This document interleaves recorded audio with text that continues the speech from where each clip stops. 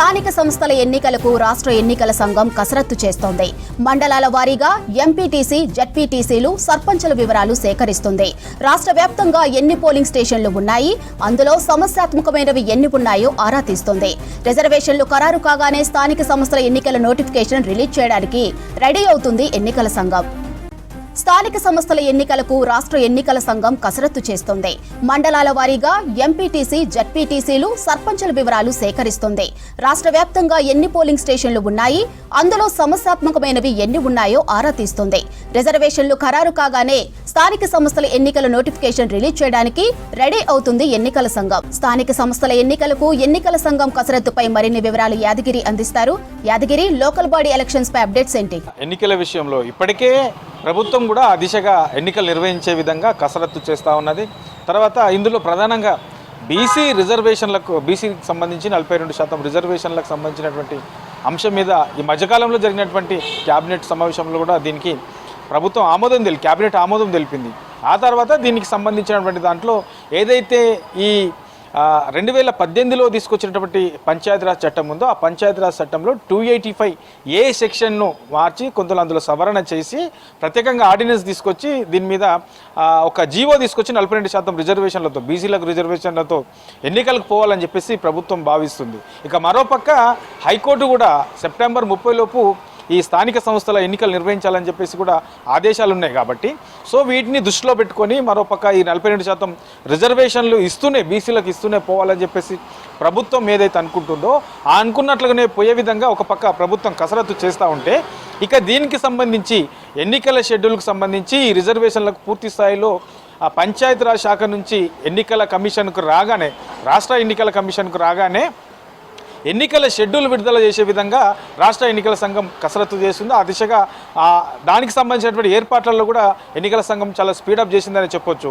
ఇక రాష్ట్ర వ్యాప్తంగా ఉన్నటువంటి పోలింగ్ సెంటర్లకు సంబంధించినటువంటి లెక్కలు తీస్తున్నారు. అందులో సెన్సిటివ్, సమస్యాత్మకమైనటువంటి పోలీస్ స్టేషన్లు ఎన్ని ఉన్నాయి, రాష్ట్ర వ్యాప్తంగా ఎన్ని, ఈ పంచాయతీరాజ్ శాఖకు ఈ స్థానిక సంస్థల ఎన్నికలకు సంబంధించి ఎన్ని పోలింగ్ స్టేషన్లు ఏర్పాటు చేసే అవకాశం, అందులో ఈ సెన్సిటివ్ ఎన్ని ఉండే అవకాశం ఉంటుంది.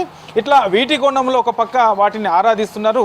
మరో పక్క ఇక ఈ ఏదైతే ఏర్పాట్లు ఉంటాయో ఆ ఏర్పాట్లకు సంబంధించి ఎక్కడ కూడా ఎలాంటి ఇబ్బందులు కాకుండా, సో ఓటర్లకు సంబంధించినటువంటి అంశంలో ఎక్కడ కూడా ఎలాంటి చిన్న పొరపాట్లు కూడా జరగకుండా ఉండాలని చెప్పేసి అధికారులకు సంబంధించి ఇప్పటికే దాని మీద అవగాహన కూడా ఇంకో పక్క ఎన్నికల సంఘం కనిపిస్తుంది. ఇట్లా ఒక పక్క పోలింగ్ స్టేషన్ల వివరాలు సేకరిస్తుంది. దాని తర్వాత ఈ వచ్చే వాళ్ళకు ఇబ్బందులు కలగకుండా, ఓటర్లకు ఇబ్బంది కలగకుండా జాగ్రత్తలు తీసుకునే విధంగా అవగాహన కల్పిస్తున్నారు. ఇక మరోపక్క ఎందుకంటే ఇప్పటికే ఈ కొన్ని గ్రామాలు మున్సిపాలిటీలో కొన్ని కలిపారు కాబట్టి ఆ కలిపిన తర్వాత రాష్ట్ర వ్యాప్తంగా ఉన్నటువంటి ఓటర్ల సంఖ్య ఎంత, సో దీనికి సంబంధించి ఫైనల్ లిస్టు ఎంత ఉన్నది, దీనికి సంబంధించి ఓటర్లు ఎంతమంది ఉన్నారు, ఇట్లా ఓవరాల్గా దానికి సంబంధించినటువంటి లెక్కలు కూడా రాష్ట్ర ఎన్నికల సంఘం తీసుకుంటుంది. అంటే ఒక్కొక్కటి ఈ ప్రభుత్వం నుంచి ఎప్పుడైతే ఈ ఎన్నికల విషయంలో గ్రీన్ సిగ్నల్ వస్తుందో, గ్రీన్ సిగ్నల్ రాగానే వెంటనే షెడ్యూల్ ప్రకటించే విధంగా ఎన్నికల సంఘం అన్ని ఏర్పాట్లు కూడా చేసుకుంటుంది.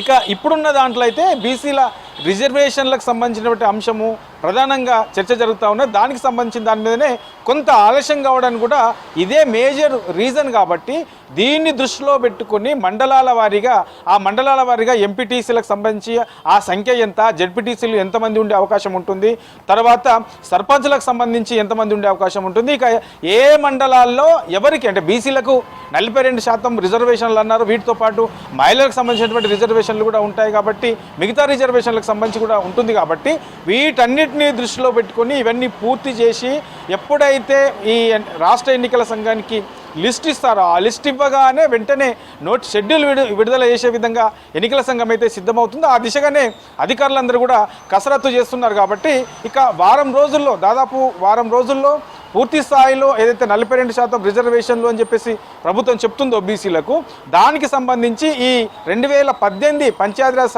చట్ట సవరణ అనేది ఈ వారం రోజుల్ని దానికి సంబంధించి సవరణ చేసి ఆర్డినెన్స్ కూడా తీసుకొచ్చే అవకాశం ఉంది కాబట్టి ఆ తర్వాత రిజర్వేషన్లకు మరో వారం 10 రోజులు పట్టే అవకాశం ఉంటుంది. ఎందుకంటే పంచాయతీరాజ్ శాఖ నుంచే మళ్ళీ కలెక్టర్లకు ఆదేశాలు జారీ చేయాలి.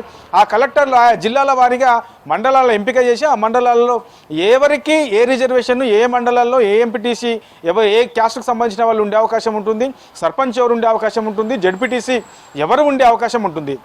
ఇట్లా అన్ని కోణాల్లో ఒక పక్క సర్పంచు, ఎంపీటీసీ, జడ్పీటీసీ, తర్వాత ఎంపీపీ, జడ్పీ చైర్మన్, ఇట్లా అన్ని రకాలకు సంబంధించి వీటన్నిటిని కూడా దృష్టిలో పెట్టుకొని ఈ రిజర్వేషన్లను ఖరారు చేయాలంటే దానికి సంబంధించి మరో వారం 10 రోజులు పట్టే అవకాశం ఉంటుంది. సో ఇట్లా ఓవరాల్గా ఇవన్నీ కూడా కసరత్తు పూర్తి కావాలంటే ప్రభుత్వం తరపు నుంచి రాష్ట్ర ఎన్నికల సంఘానికి గ్రీన్ సిగ్నల్ రావాలంటే దాదాపు 15 రోజులు పట్టే అవకాశం ఉంది. అంటే ఈ నెల ఆఖరులోపు పూర్తి స్థాయిలో ప్రభుత్వం నుంచి కసరత్తు పూర్తి చేసి ఈ మంత్ ఎండింగ్లో రాష్ట్ర ఎన్నికల సంఘానికి గ్రీన్ సిగ్నల్ ఇచ్చే అవకాశం ఉంటుంది. ఇవ్వగానే వెంటనే ఎన్నికల సంఘం షెడ్యూల్ ప్రకటించే అవకాశం ఉంటుంది. కాబట్టి దానికి సంబంధించినటువంటి ఏర్పాట్లలో రాష్ట్ర ఎన్నికల సంఘం కొంత బిజీగానే ఉంది. అధికారులు కూడా పూర్తి స్థాయిలో దాని మీద అవగాహన కల్పిస్తున్నారు.